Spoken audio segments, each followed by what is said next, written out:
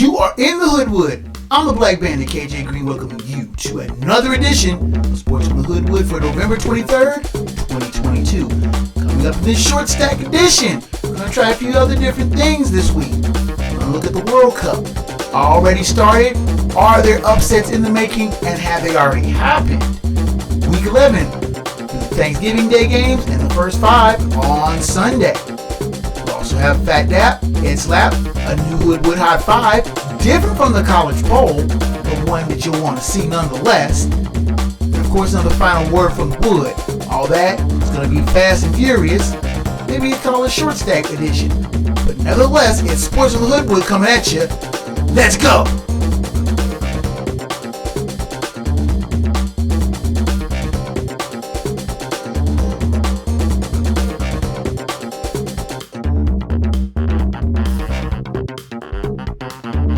You're tuned in to Sports from the Hoodwood, the internet's foremost location for the most honest, unfiltered commentary and insight on the world of sports.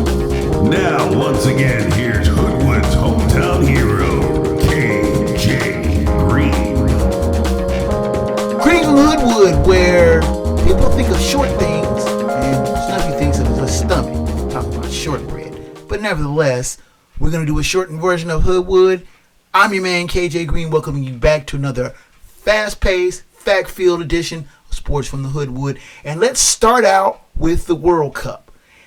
I posted on the Sports from the Hoodwood Twitter feed that 1/8 of the world, there's 8 billion people in the world now, 1/8, that means over 1 billion people will be watching some or all of the 2024 World Cup, which is going on in Qatar. Now, a year ago, 6 months ago, 6 weeks ago, 6 days, 7 days ago, if someone had told you, point out Qatar and win $1 billion, would you have been able to do it? I don't think I would have been. The only thing I know about Qatar is it's over somewhere in the Middle East. And they're playing the World Cup in middle of November, early December. The World Cup final will be a week before Christmas. But they're playing there at the coolest time of the year in Qatar. Does anybody know where this country is? Does anybody know who they pay to get the World Cup? There's been a lot of shady dealings and shading going on in this Middle Eastern country, which is famously and fabulously rich. That being said, the best 32 teams in the world are converging on Qatar for the 2024 World Cup. One team that is missing is Italy. Italy? Hello? They didn't make the World Cup, but the U.S. did. And they're in a pretty tough group with Wales, England, and Iran. And after a 1-1 draw with Wales, a game they should have won, now they're facing England on Friday. Can they get through to the knockout stage? Who knows? They're not going to beat England. That's almost a foregone conclusion. So it's going to come down to the game against Iran, a team that you know is going to be gassed up to beat the U.S., to keep them out of the field of 16. Now, half the draw will be eliminated after this coming weekend. But you have your usual cast of suspects. Germany, Mexico, Argentina, a team in trouble after losing to Saudi Arabia. Most of the games are going to be played within the next 3 to 4 days. Pool play will go on probably till the end of the weekend. Then you'll have the knockout stages, which will start up in earnest within the next week. The games will be fast and furious, and the games will be televised everywhere. There's a lot of networks that have a piece of the World Cup. But the times of the games, my goodness, you're talking about playing games for the U.S. If you're going to watch a game, that's going to be late night watching for U.S., even though their game against England on Friday the 25th will be a 3 o'clock kickoff Eastern time, which would be almost 11 o'clock.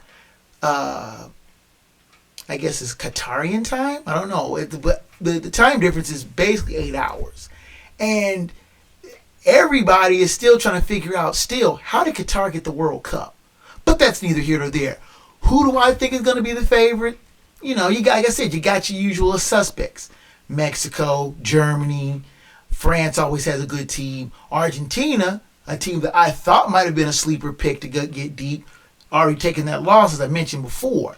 Brazil, another team that is still trying to get that stench of that World Cup from 8 years ago off their back when they lost brutally in the semifinals to Germany, where the Germans scored goal after goal after goal, and humiliating them on their own turf. Now, of course, Qatar, being the host country, has a berth in the World Cup as well. They won't last a half a second through the group stage. Their thing is they just want to look good and not get their backs blown out. What team do you want to win? Me, of course, I'm rooting for the U.S. I just want them to get to the knockout stage. Get to the knockout stage, maybe get an upset in the field of 16, but they're realistically not going to win the World Cup. They will be lucky if they get into the group of 16, considering that the group that they are in. Now, I'm looking over some of the groups. There isn't necessarily a group of death. They stopped using that term a while ago. But still, there are some tough groups in the divisions and groups in the World Cup.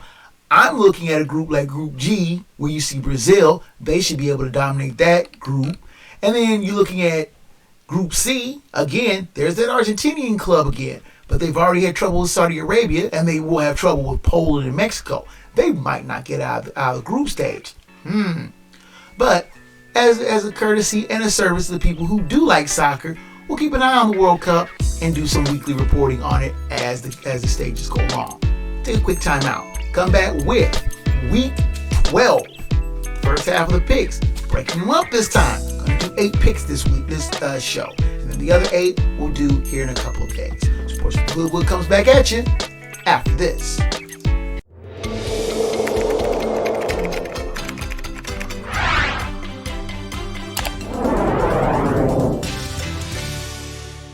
Is today your last day on Earth because you are being deployed to space tomorrow? Have you just turned 18 and you're ready to get out of your parents' house? Has your granddaughter gotten her boyfriend pregnant? Whatever your reason, you need us at GottaGetMarriedNow.com. We specialize in last-minute weddings. Active duty, military veterans and retired discounts are available. Visit us at GottaGetMarriedNow.com.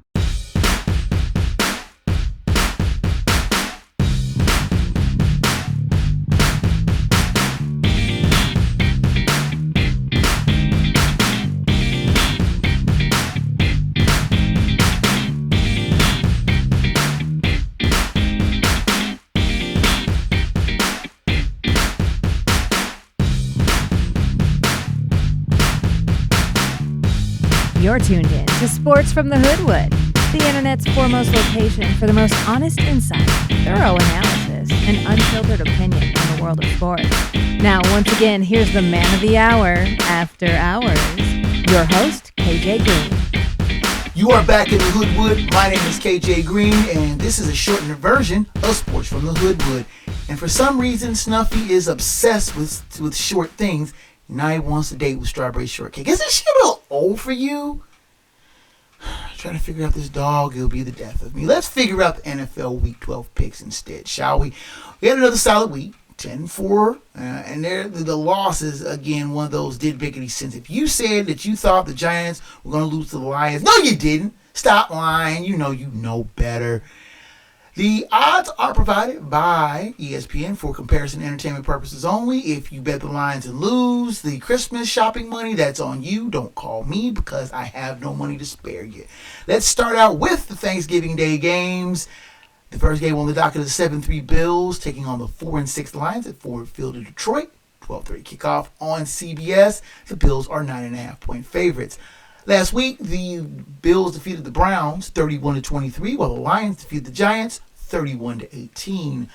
Now, the Lions return home after a surprising rout of the Giants in Gotham to their usual early Thanksgiving Day game to find the Bills waiting for them, all lounged out like they've been there all the time. Well, they actually have been. They've been there for a week, having played last week's game in Detroit because Buffalo is still digging out from a 6-foot blizzard. Well, they actually, they've been using their crib like an Airbnb, if you really want to be honest, to knock off the Browns. Now, the Lions found their offensive mojo again, which has been lost for some time. and their sieve-like defense tightened up considerably in their latest win. Now, the Bills rebounded from a heartbreaking loss against the Vikings to outslug the Browns. The Lions seemingly play tough on Turkey Day all the time, but I have a feeling that the Bills are bouncing back nicely after their early November lull. The pick here is Buffalo. Continuing on the Thanksgiving Day docket, we have 7-3 Giants taking on the 7-3 Cowboys at AT&T Stadium in Arlington, Texas. 4:30 kickoff on Fox. The Cowboys are 9-point favorites. Last week, the Giants lost to the Lions 31-18, while the Cowboys defeated the Vikings 40-3. The G-Men come into this matchup after a puzzling loss to the Lions in which their offense got absolutely nothing done. And that's not a good vibe to come into this game, which folks are really feeling themselves after a spectacular thrashing of the Vikings on national TV. And Tony Pollard has emerged as a dependable home run back to keep pressure off of Dak Prescott. Meanwhile, the shifting of Michael Parsons to defensive end is looking like it's going to cause real problems for offenses going forward. G-Men are a nice story, but here's where it gets real, boys and girls. Teams like the Pokes they're gunning for a healthy amount of respect, and they're going to get it from the Giants. Believe that. And then playing at home on Turkey Day always bodes well for them. The pick is Dallas. Third on the Thanksgiving docket, we have the 6-4 Patriots taking on the 8-2 Vikings. Almost said 7-3. They're 8-2. That game we played at US Bank Stadium in Minneapolis, 8:20 kickoff on NBC. The Vikings are 3-point favorites. Last week, the Patriots defeated the Jets 10-3, while the Vikings were defeated by the Cowboys 40-3. Now, the Pats needed a stunning late punt return touchdown to break a defensive deadlock and beat the Jets again, while the Vikings would just as soon forget last week ever happened. The Patriots' offense is not real reliable these days, and if the Vikings give Kirk Cousins time to throw and Dalvin Cook holes to run in, they're as dangerous as any team in the league. That said, the Pats' offense doesn't have Tony Pollard to bully the Vikings, and their defense doesn't have Michael Parsons to chase Cousins around. So I think the Vikings will grind out a close but needed win. The pick here is Minnesota. Start with the Sunday early games. This is a Fox doubleheader weekend. First game on the docket is 5-5 Buccaneers taking on the 3-7 Browns at First Energy Stadium in Cleveland. 1 o'clock kickoff on Fox. The Buccaneers are 3-point favorites. Last week, the Buccaneers were on their bye, while the Browns lost to the Bills 31-23.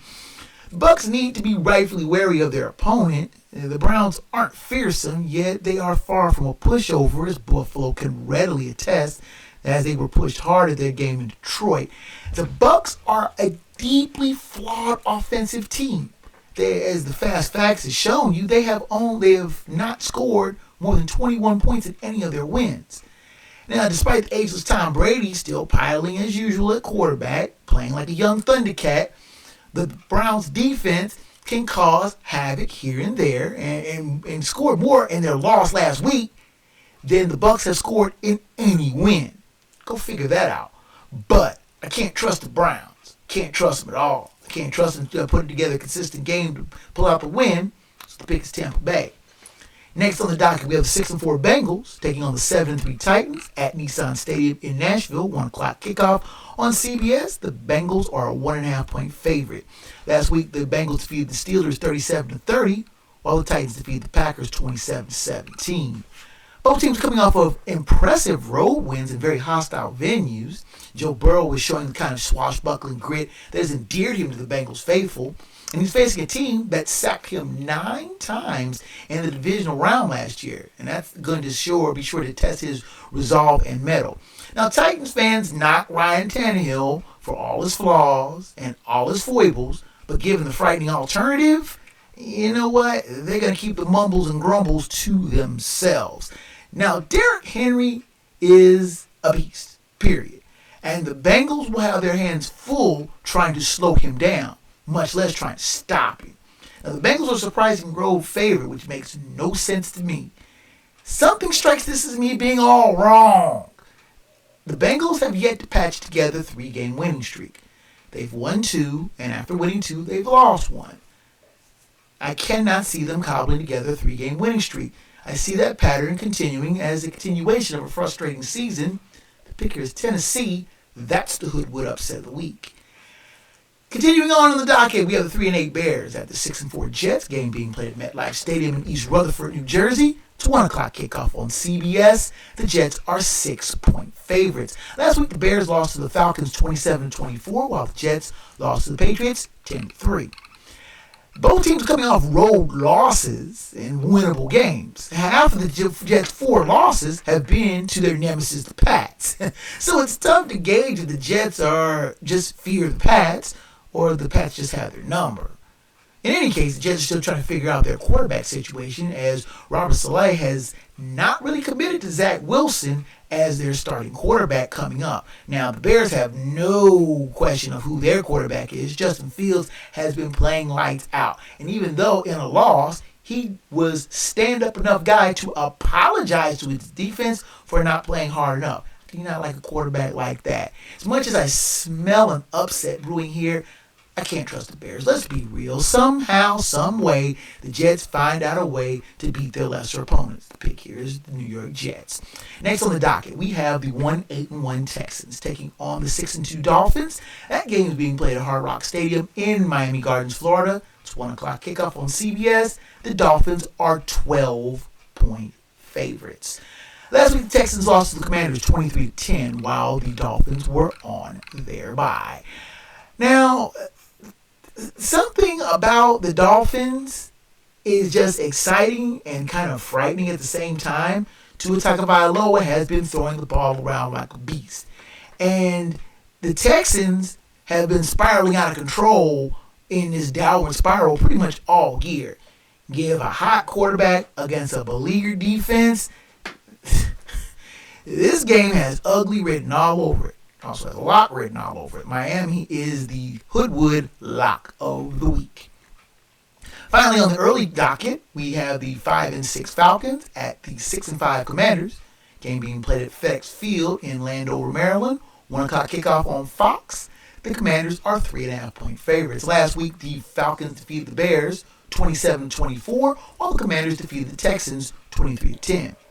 Now, the Falcons stay just on the fringes of the playoff race. Now, playing in the nobly weak NFC South doesn't hurt their cause one bit. They head to the nation's capital to take on a surging Commanders team that didn't suffer a letdown after their emotional win in Philly. Now, the Falcons play a little too inconsistent for me to trust them beyond playing beautiful opponents like the Bears and other weak teams at home. Now, while Commanders are not lock-worthy, they played crisply under Taylor Heineke and are getting enough respect to have a favorable look from this scribe. The pick here is Washington. There you have the first half of the picks. We will have the second half of the picks in a future show, probably in a couple of days. But we will take a timeout from here. Come back with the Hoodwood Hot 5, Phat Dap Headset, and the final word of the wood. Final word of the wood? No. The final word from the wood. Get it right, KJ. I will try my best. Sports from the Hoodwood heads down the home stretch after this. Today your last day on Earth because you are being deployed to space tomorrow? Have you just turned 18 and you're ready to get out of your parents' house? Has your granddaughter gotten her boyfriend pregnant? Whatever your reason, you need us at GottaGetMarriedNow.com. We specialize in last-minute weddings. Active duty, military veterans and retired discounts are available. Visit us at GottaGetMarriedNow.com.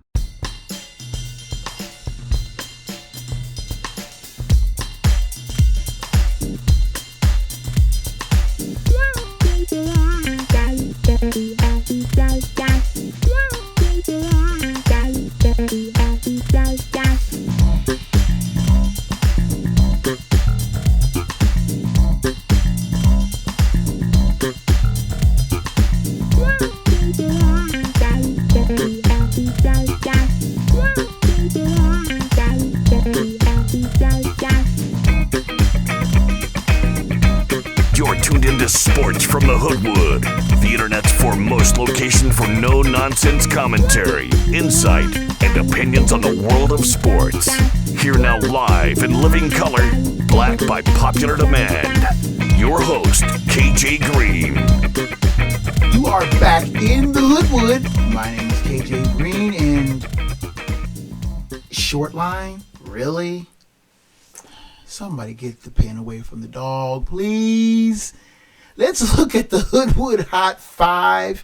And besides, I like property. I like real properties, green and orange. Those are the most frequently landed on. But that's neither here nor there. Let's look at the Hoodwood Hot 5. And instead of the Hoodwood Hot 5 poll, which will be on the next show, we will look at the NFL, the top 5 teams, or I shouldn't say the top 5 teams, 5 questions that need to be asked after 10 weeks of play in the NFL. Our number one question, are the Eagles at 9-1 for real, or are they a mirage? Now, they sailed through their first 8 games with no problem. Then they got beat up and beat down by the Commanders in front of a sullen crowd in Philly before going to Indianapolis and struggling mightily with the Colts on the road, eking out a 1-point win. Now, the Eagles are 9-1 and have the inside track for the lone bye in the NFC. But are they a real team? Are they a mirage? Is Jalen Hurts really the futuristic quarterback that the franchise needs him to be? Sure, the Eagles have great running, and Miles Sanders. They also have great receivers, and A.J. Brown, and can't remember the dude's name, Devontae Smith. Went right out of my head. But as forgettable as some things are about the Eagles, people look at their schedule and go, 9-1, is that a mirage? I don't think it is. I think the Eagles are a legitimate team. Now, are they going to take a couple more dumb losses? I'm pretty sure that they will.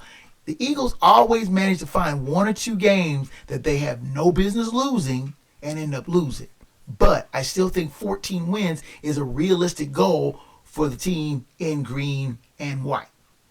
Our second question in the Hoodwood Hot 5, are the Commanders a real playoff contender? Now, they knocked off the aforementioned Eagles, beat them bad at Link. And when you're beating a team in Lincoln Financial Field, you're doing something. It's a tough place to play, always has been. But have the Commanders found their leader in Taylor Heineke?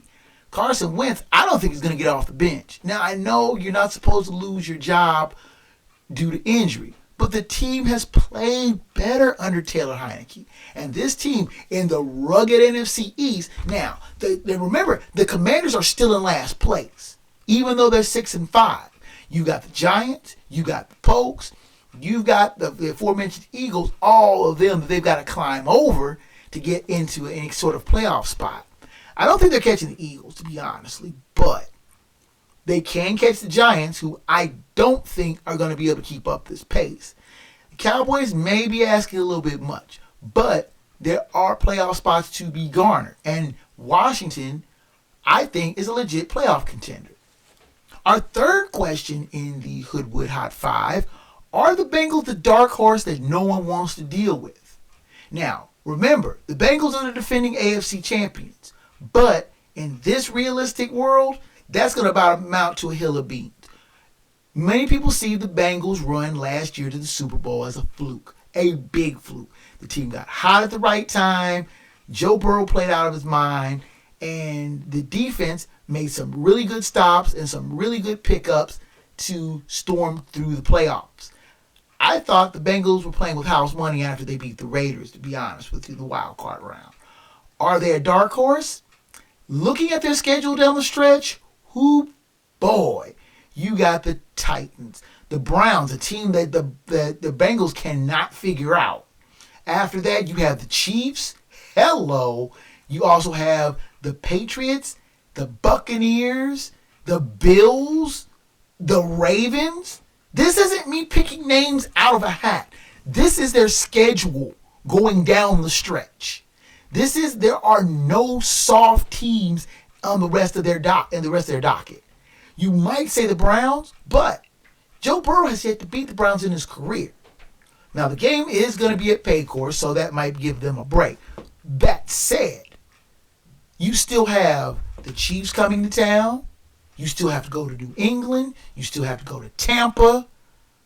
You still got Baltimore still coming to town. You still got the Bills coming to town. The Bengals will be lucky if they can split the rest of those games. Dark horse, Sorry, folks, I don't believe it. Our fourth question, do the Bills have enough to get to and through the playoffs? Now, the Bills outslugged the Browns in Detroit and righted their ship after losing a couple of puzzling games to the Jets and the Vikings. Well, the Vikings game wasn't so much puzzling, but still it was a 2-game losing streak. They've righted the ship and now face the Lions, a beatable team on Thanksgiving. After that, their schedule still is pretty tough. Do they have enough to win enough games to get to the playoffs? I think they can hold off the Patriots and the Dolphins and the Jets to make the playoffs and win the division. Playing home games in January in Buffalo are not a fun task. Not at all. That being said, can they get to the playoffs? Yes. Can they get through the playoffs? No. The Bills have too many injuries on that defensive secondary, and they will lose some sort of shootout with Kansas City. They lost a shootout with Kansas City, and they were at full strength last year. What do you think that Patrick Mahomes is going to do to the Bills defense, a weakened Buffalo defense, if he gets a shot at him at Arrowhead? It's going to be nasty. It's going to be really nasty. The Bills can get to the playoffs, but get through to their first Super Bowl in a quarter century? Not going to happen. Our fifth question, the Hoodwood Hot 5, questions after week 10. Are the Vikings in trouble? And I'll be honest, I didn't see a lick of the Vikings-Cowboys game for two reasons. One, I was out with Princess Jazzy on Sunday. And two, they weren't showing the game in my area of the country. They were showing the Bengals-Steelers game. And I think it was a good thing that I didn't get to see that because I would probably be morose, comatose, catatonic. The way the Cowboys beat on the Vikings like they stole something.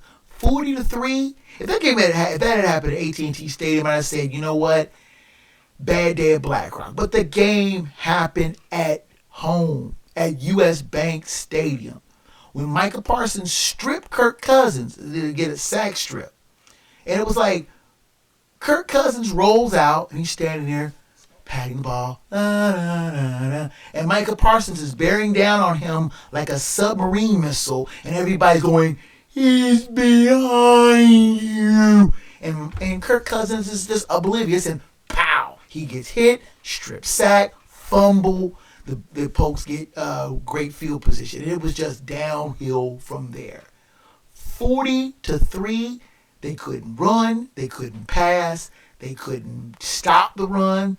Dak Prescott really didn't need to do that much. That said, the Vikings are 8-2. They're going to win the NFC North. That's almost a foregone conclusion with the Bears, Packers, and Lions looking so much like the Three Stooges. But playoff time, you come to the playoffs with that step and fetch it, shuck and jive mess, you'll get blown out and quick and at home. Are the Vikings in trouble? Not so much trouble they won't make the playoffs, but they're not getting deep in the playoffs. No way. That's my hot 5. What's yours? What? Wait, what? No, I'm not buying short ribs. Are you crazy? Short? Somebody get this dog.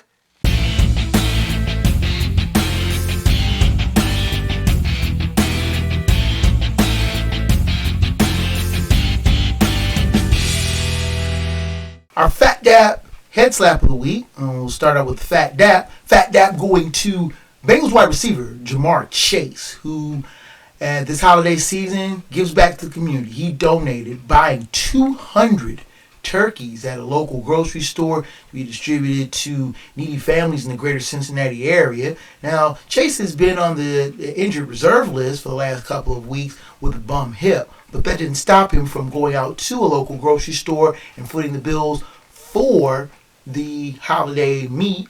And he had said, and I quote, that the city gave him a lot of love, and now he's just trying to give a little of that love back to the city. Good on you, Jamar. You always love seeing athletes giving something back to the community. And, you know, they don't have to do it, but they do it out of the kindness of their heart, reminding of the goodness and the kindness of the season that needs to be on at all fronts at all times. Our head slap of the week goes to my beloved alma mater, the University of Cincinnati. Now, why am I giving them a head slap? Because they took an opponent way too lightly. They played the Northern, I was going to say University of Northern Kentucky, but it's Northern Kentucky University, school just about 8 miles away from the University of Cincinnati in neighboring Highland Heights, Kentucky.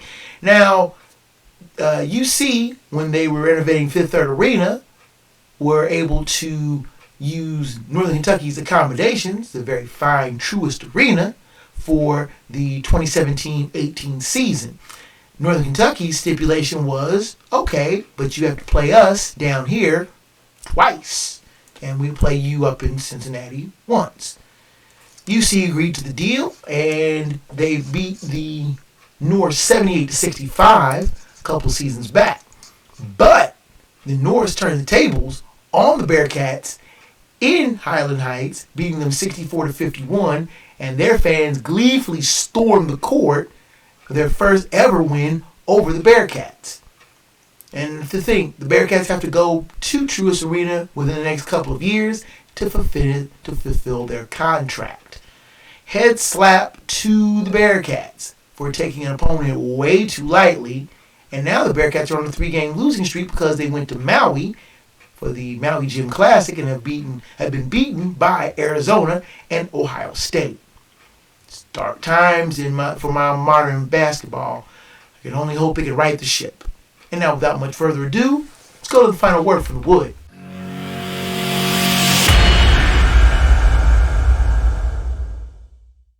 I pose a question. Will there ever be color in baseball? At least the color that I remember. Now, I grew up watching and playing baseball. My mother taught me how to throw a baseball, and I am a left-handed thrower from mirroring her throwing actions. My mom took me to my first baseball game. I was all of a few days before my 7th birthday. And it was a game that I still remember bits and pieces of, and I learned a lot more about the game and research going forward as I got older. The date was September 11th, 1979. The Houston Astros were taking on the Cincinnati Reds at Riverfront Stadium, and despite it being a Tuesday night after Labor Day, it was a big crowd. 40,574 came out, not only because the teams were neck and neck in a heated divisional pennant race, but two of baseball's best pitchers were taking the mound that night. The Reds had Tom Seaver, who they got in a humongous trade just a couple seasons before, and had established himself as their staff ace. The Astros countered with J.R. Richard, a 6'7" mountain of a man with a devastating fastball who was just coming into his own as a great pitcher. Funny thing was, it wasn't a pitcher's duel. The final score was 9-8. The thing I remember the most about that game was the players. Joe Morgan, spark plug second baseman, leader of the Reds. George Foster, the lanky left fielder with a dangerous swing. Danny Dreesen manning first base for the Reds. Astros having their own players of color. Jeffrey Leonard, Enos Cabell, and the aforementioned Richard. I point them out because these were plenty of players who had my complexion. African American players in important roles on both sides of the ball. Now, I point this out again also to make the point that the recently completed World Series was the first in over 70 years that did not have any African American players on either side. Now, we do remember that Dusty Baker became the third manager of color in the World Series, and third manager of color to win a World Series, that is.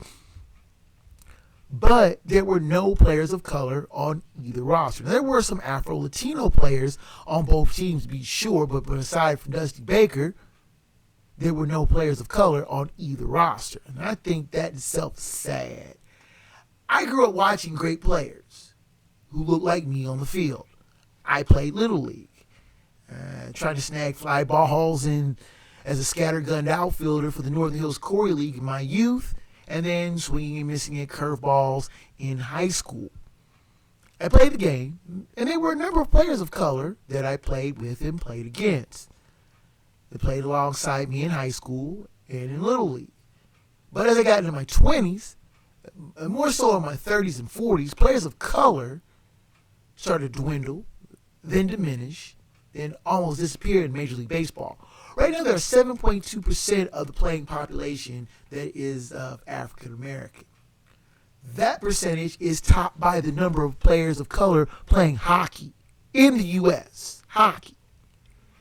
I made a commentary recently disparaging Charlie Kirk for his inane comments about getting inner city youth. I should say, let's try that again. I made the commentary recently disparaging Charlie Kirk for his inane comments about diversity initiatives in hockey.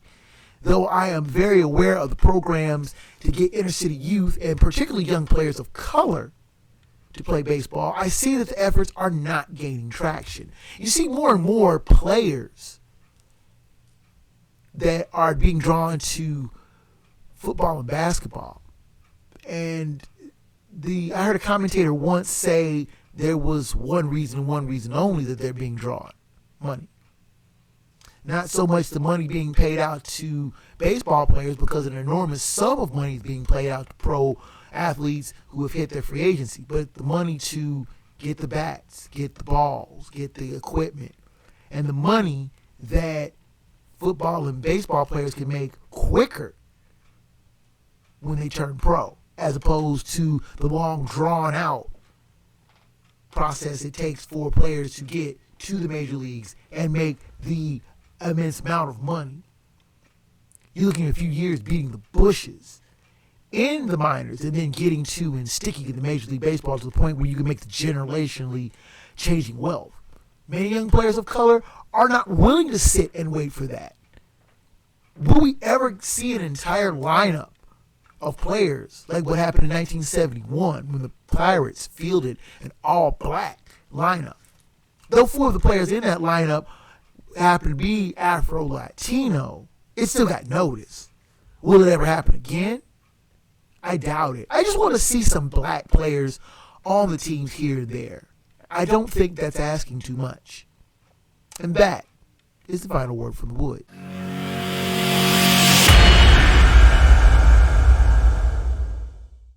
Now, with the music coming up in the background, you know that means that your time in the Hoodwood is just about done for this week, or I should say this episode, and I thank you so much for your visit.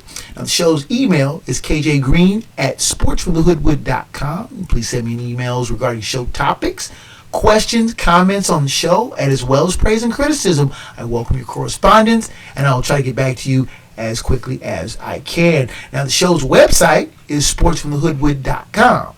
You can check out the back catalog of shows. It goes back as far back as 10 years. I've been doing the show for 10 years. Can you believe that?